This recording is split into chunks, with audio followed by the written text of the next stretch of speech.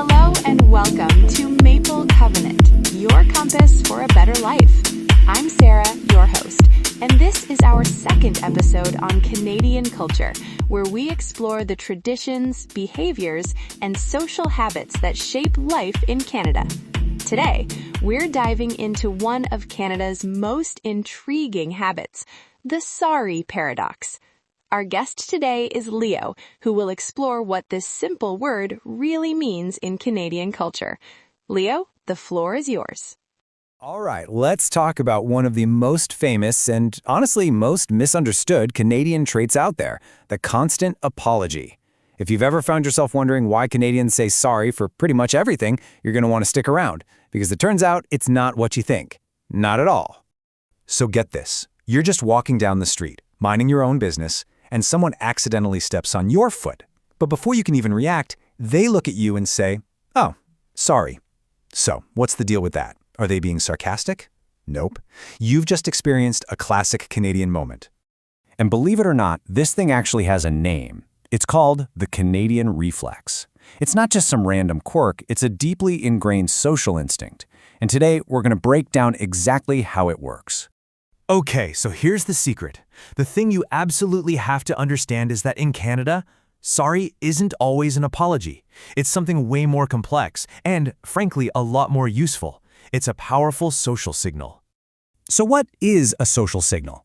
Well, it's basically all about keeping the peace and showing respect to the people around you. It's like a way to grease the wheels of daily life. The Canadian sorry is way less about saying I did something wrong and way more about making sure everyone feels seen and comfortable. This chart really nails the difference. Look, a traditional sorry is all about admitting you messed up, right? It's focused on the past. But the Canadian sorry, that's a whole different animal. It's forward-looking. It's not about who's to blame. It's about making things feel good in the here and now. It's for connection. You know, the absolute best way to wrap your head around this is to think of the Canadian sorry as a kind of verbal multi-tool. Seriously, it has this whole range of different functions that go way beyond just saying you're sorry. And once you know what they are, you can use it to handle just about any social situation. So let's pop open this multi-tool, shall we? Let's take a look at all the different attachments. We're going to break it down into what we can call the 5 faces of the Canadian sorry.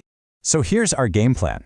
We've got the reflex sorry, the empathy sorry, the interruption sorry, the foreshadowing sorry, and, get this, the eavesdropping sorry.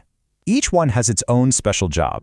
First up is the reflex sorry. Oh, you've totally seen this one. It's that classic sidewalk dance where two people almost bump into each other and both of them immediately say sorry. It's a pure, knee-jerk reaction when you accidentally get into someone's personal bubble. The message here isn't, "Oh man, that was my fault." No. It's a super fast, efficient way of signaling, "Hey, I see you, I acknowledge your space, and I respect it." It's like this invisible social glue that keeps crowded places from getting all tense. Okay, then we've got the empathy sorry. Picture this. Your boss comes into the break room and says, "Sorry guys, the coffee machine is broken." Now, they didn't break it, so why are they apologizing? Well, it's all about softening the bad news. This sorry has nothing to do with blame. It's all about showing solidarity. It basically says, "I get it, this stinks, and I'm right there with you." It's just a quick way to show you share their frustration. It's an I feel your pain kind of sorry. Now, if you've ever worked in a Canadian office, you have definitely heard this next one. It's the interruption sorry. Instead of just talking over someone in a meeting, you'll often hear a polite little "sorry" right before they jump in.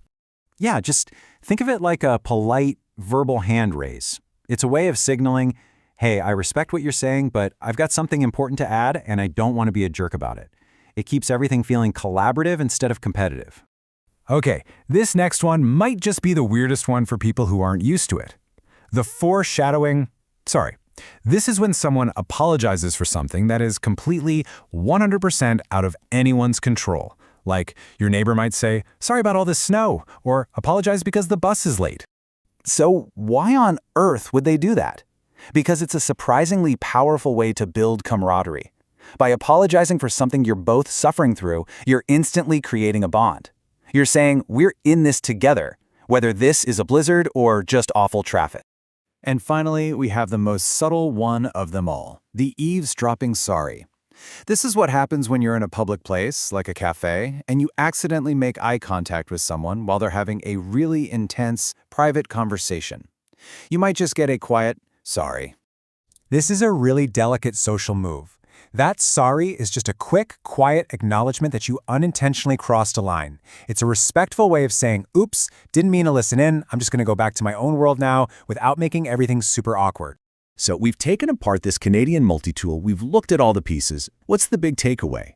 Well, understanding and actually using the Canadian sorry the right way, it's more than just a cool party trick. It's your key to really fitting in.